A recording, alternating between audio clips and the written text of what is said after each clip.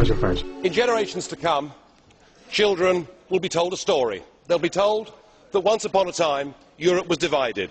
There was a big wall down the middle of it, and the people in the East were very poor, and they had no democracy, and they lived under an evil system called communism that killed millions of its own people.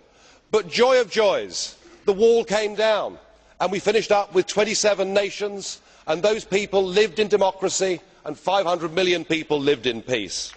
But sadly, no, there is more. I promise you there's more. Bit of exercise.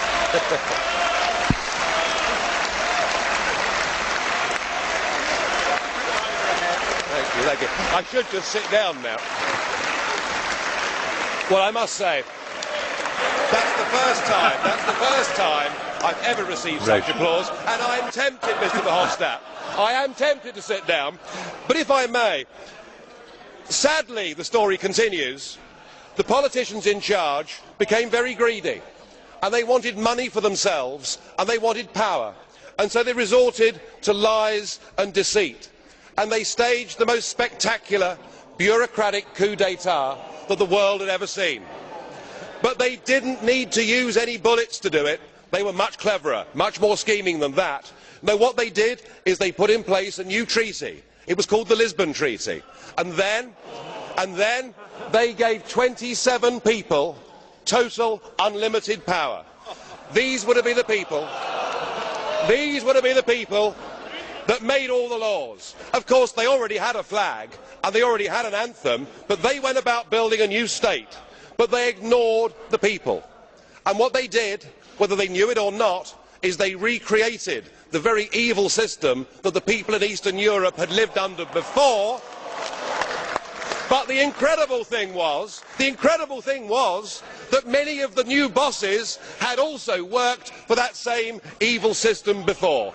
Well, of course, the plan was flawed, and their fanciful monetary scheme collapsed. But still, the new bosses wouldn't listen to the people. No, They made life tougher and tougher. They put tens of millions into poverty. They denied people a say. And in the end, those people had to resort to violence to get back their nation states and their democracy. And the moral of the story is they had learnt nothing from history.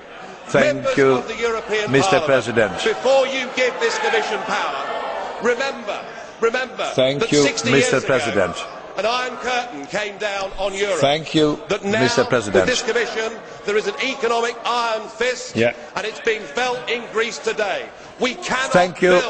Thank you, Mr. President. Thank you very much. Thank you, Mr. President. Thank you. Thank you very much.